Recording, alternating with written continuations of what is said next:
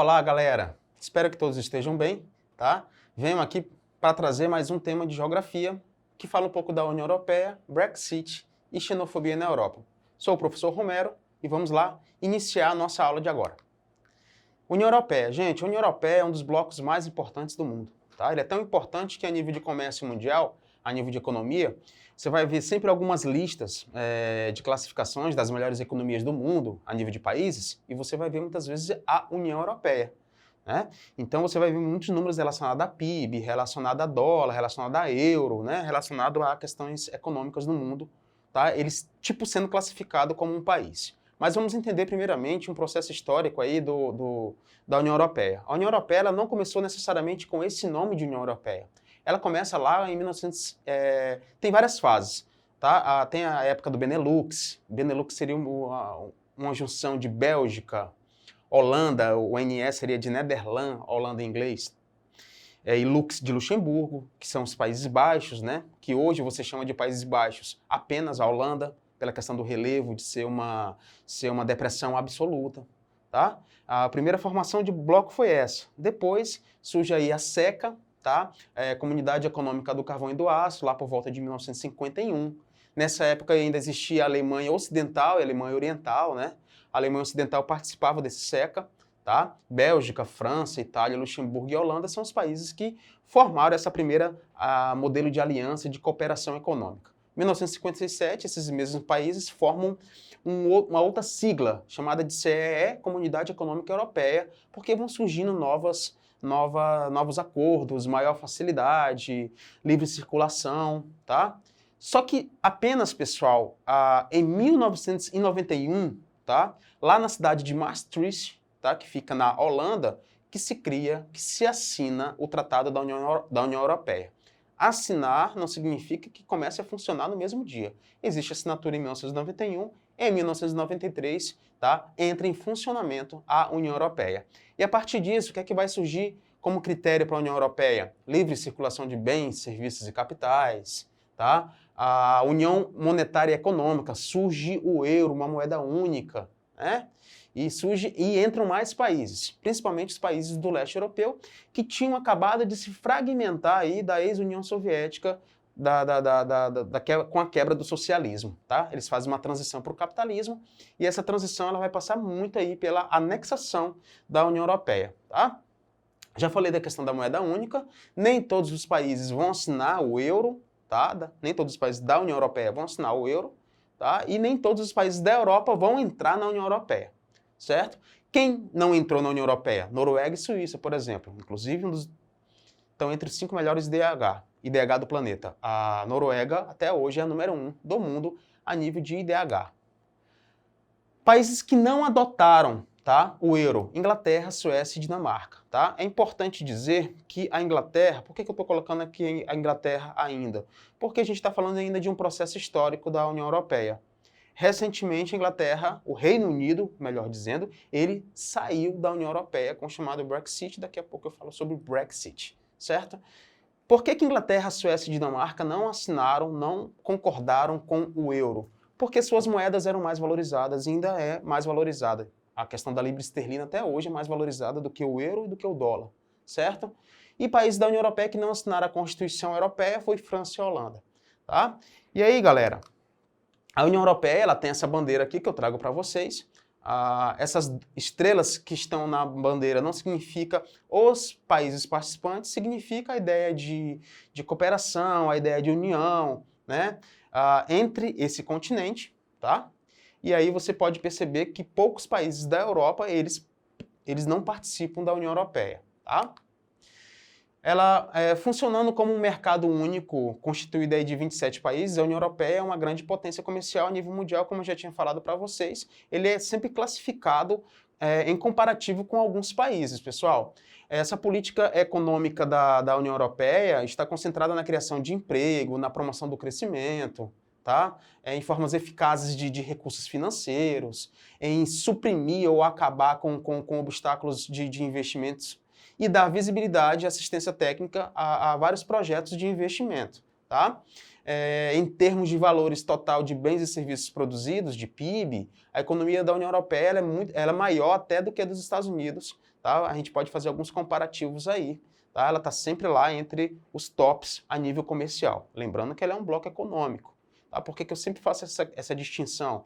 Ela não é um país, mas ela muitas vezes é classificada como um país lá nas tabelinhas de PIB, de comércio. Tá? Fica sempre ligado com isso aí, tá bom? Tanto é, pessoal, que se você pegar o G20, o G20 é composto por 19 países desenvolvidos e emergentes, mais o 20º, que é a União Europeia. Tá? Então ele entra aí como um país, muitas vezes, em algumas classificações. Toma cuidado com isso aí. Tá? Quais são os desafios hoje da União Europeia, gente? Separatismo, xenofobia, desemprego, pobreza, desigualdades regionais, recusa à unificação monetária, tudo isso são desafios. Tá? Mas o maior dos desafios é o Brexit. Tá? Brexit significa o quê? Saída britânica. Tá? British Exit, no caso do britânico, do inglês britânico, né? Que é a saída. O que acontece, gente? Por que aconteceu esse Brexit? A população decidiu em plebiscito. A população, em junho de 2016, votou e 52%, tá, decidiram que o Reino Unido deveria sair da União Europeia. Tá? E aí o que acontece? Muitas coisas nesse processo de separação. Não é simples. Tá? De acordo lá com o Parlamento Europeu, de acordo com conferências que existiam relacionadas à economia, tá? Dentre elas a de Lisboa. O que é decidido? Que para sair tem que ser em torno de 2 anos. Tá? Não é fácil, não é rápido não, porque existe uma negociação, é um divórcio, pessoal. Tá?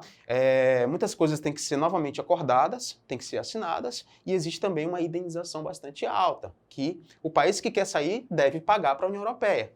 E aí, um dos maiores entraves que fez com que 2 primeiros ministros caíssem até a chegada de um terceiro primeiro-ministro lá na Inglaterra. O primeiro-ministro que vai cair é David Cameron. David Cameron, já no processo de eleição, ele fala, processo de eleição não, processo de plebiscito, ele diz o seguinte: se o Brexit ganhar, eu renuncio. O Brexit ganhou e ele renunciou. Tá? Isso lá por volta em 2016. Tá? Depois, quem é que vai assumir? Theresa May. Theresa May vai assumir, tá? E tentar fazer essa transição já com o Brexit concluído, no sentido da votação, e fazer a transição para a saída do Reino Unido da União Europeia. Theresa May vai pedindo prazos e esbarra em muito no parlamento inglês, esbarra também nas cláusulas de contrato, e aí ela também cai, pessoal. Ela pede para sair, tá? E aí só Boris Johnson, o atual primeiro-ministro, tá, consegue, tá, fazer esse divórcio de forma adequada, tem a maioria do parlamento inglês ao seu lado, tá? E aí a partir do dia 31 de janeiro desse ano, tá, já está concluído o Brexit, tá?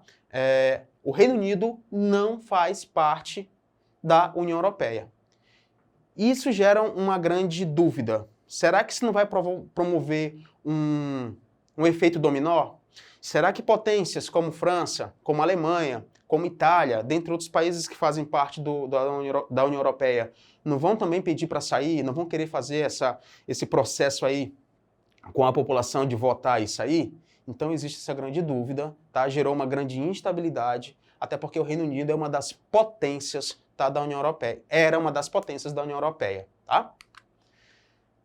E aí, um dos graves problemas também da Europa hoje é a xenofobia, tá? Xenofobia, pessoal, tá ligada muito à ideia do quê? A ideia da aversão ao desconhecido, a pessoas desconhecidas. Isso dentro de uma visão psicológica. Dentro de uma visão geográfica, dentro de uma visão populacional, tá? É o preconceito, tá, contra o imigrante, contra o estrangeiro. Né? Por que acontece esse preconceito? Tá? Quais são os principais fatores que propiciam a presença de estrangeiros no território europeu? Tá? Primeiro, dificuldades econômicas enfrentadas pelos países subdesenvolvidos e emergentes. Pessoal, se eu estou num país pobre, no qual eu não tenho emprego, não tenho dinheiro para comprar um prato de comida, tá? Eu vou, dependendo do tempo que eu estou desempregado, eu vou querer ir embora, tá? E procurar locais mais desenvolvidos. Acontece muito da África para a Europa, África, principalmente a África subsaariana, tá? Que tem os piores IDHs do mundo, certo? E alguns países da Ásia, como da Síria, grande quantidade de sírios saem por uma questão de crise civil, de guerra civil, de conflito civil, que acontece desde a Primavera Árabe em 2011. Né? Então, quer dizer, se o país está ruim, muitos tentam sair e tentam entrar em outros locais mais desenvolvidos, e o local mais procurado é o continente europeu. Tá? Necessidade de imigrante por parte da Europa, uma vez que há carência de trabalhadores para as funções mais básicas da sociedade. Pessoal, o europeu ele teve uma boa qualidade de educação, uma boa qualidade de formação, bons empregos, e existem algumas áreas que eles não querem, em grande parte, trabalhar. Então, grande quantidade também de imigrantes chegam para trabalhar nessas áreas. Tá? Investimentos econômicos em alguns setores da economia são também requisitados pelos europeus aos estrangeiros. Né? Quer dizer, tem países europeus que investem muito também em imigrantes para trabalhar em algumas áreas. Ou seja, existe uma atração também por parte dos europeus em relação a imigrantes, certo? E, assim, os avanços tecnológicos, a globalização no sentido da terceira revolução industrial, da revolução técnico-científica informacional, promoveu o quê? Uma facilidade de transporte, uma facilidade de rotas, de saber onde chegar, quais são os melhores países. As informações hoje nós temos em tempo real. Então aí entra como uma dos fatores que propiciam a chegada de imigrantes. Tá? Os principais fatores que motivam a ocorrência e os aumentos periódicos das ondas xenofóbicas. E aí o que acontece? O que os europeus fazem bastante, tá? Em relação aos imigrantes? Crise de identidade que aumenta à medida em que a Europa vai gradativamente se transformando em um local multimiscigenado. Pessoal, tem países europeus que não quer, tá, que os imigrantes tenham um certo acesso, tá, para que no futuro haja uma miscigenação, uma mistura. Tem países europeus que fazem modelos guetos, tá? Bairros negros. Na França, Paris tem bairros negros. Tá? Para que não haja essa mistura, tá? Essa relação entre o africano ou o imigrante de outros continentes, tá? Com o próprio francês, certo? A ideia de que o imigrante rouba, tá? Os empregos europeus, pois muitos consideram que aqueles realizam os mesmos serviços da população local, porém com salários mais baixos e condições de trabalho mais degradantes. Pessoal, o europeu dizer que ele está sendo roubado pelo imigrante muitas vezes é até leviano. Por quê? Porque muitos europeus não querem alguns tipos de trabalho. Então, tem países que precisam dos imigrantes para essa questão de trabalhos mais pesados. Tá? Mas quando existe uma crise, quando existe um aumento de desemprego em alguns setores, quando partidos políticos de extrema-direita tentam se eleger, eles utilizam sempre os imigrantes, tá? Para ganhar votos de pessoas que são contra os imigrantes. Então essa fala é sempre contraditória, mas ela é muito utilizada, tá? Principalmente por políticos de extrema-direita. Crise econômica na Europa. O pessoal coloca essa crise econômica como culpa, tá, dos imigrantes. O aumento do desemprego como culpa dos imigrantes. Quer dizer, sempre sobra para essa minoria de imigrantes que estão lá. Tá? Então, gente, essa questão cada vez maior dos imigrantes na Europa tem provocado aí ações de muito repúdio. Tá? Aqui eu trago algumas pequenas notícias relacionadas à Inglaterra, à Itália, à França, à Alemanha. Eu vou dar o exemplo apenas de uma. Tá? Na Inglaterra, o governo britânico colocou vans nas ruas que circulam com a mensagem "vá embora ou seja preso".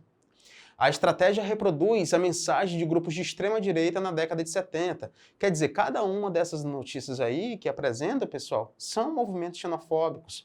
Muitas vezes agressivos, outras vezes indiretos, mas não deixam de ser movimentos xenofóbicos. E aí a gente entra na nossa primeira questão, tá? Na nossa primeira prática. Oficialmente, a União Europeia foi constituída em 1º de janeiro de 1993, em substituição à CEE, que é a Comunidade Econômica Europeia. Pelo, letra A, Tratado de Maastricht. Letra A, pessoal, já é a nossa primeira resposta, tá? Foi lá em Maastricht, tá, em 1991, em que se configurou, tá, em que há a assinatura dos países participantes, membros, tá, da União Europeia, ok? Letra A. Na questão 2, mais de 500 mil pessoas se reuniram nesse sábado, dia 20 de 10 de 2018, no centro de Londres para exigir do governo britânico a convocação de um novo referendo sobre o acordo final do Brexit. A cifra de participação foi calculada pelos organizadores do protesto, que terminou em frente ao parlamento. Brexit é o termo mais comumente usado quando se fala sobre a decisão, e aí, pessoal, do Reino Unido em deixar a União Europeia, letra D, a gente acabou de falar sobre isso, é quando o Reino Unido decide, com 52%, tá, no plebiscito, a saída da União Europeia, tá ok? E a questão 3, a Europa ela vive uma crise migratória de enormes proporções. Guerras, pobreza, repressão política e religiosa são alguns dos motivos que fazem milhares de pessoas saírem de seus países em busca de uma vida melhor no continente europeu. Além da crise de imigração, alguns países europeus também enfrentam uma crise econômica, como é o caso da Grécia, que sozinha já recebeu, em 2015, mais de 600 mil imigrantes. São consequências desse movimento migratório, exceto, pessoal, ele quer saber só a errada. E aí, gente, aceitação total e irrestrita de imigrantes nos países europeus. Pessoal, aceitação total não combina com a xenofobia que hoje acontece, porque xenofobia é aversão. Beleza? Galera, por hoje é só, tá? Para assistir essa aula e outras, tá? Acesse lá a plataforma Eduque. Valeu? Grande abraço.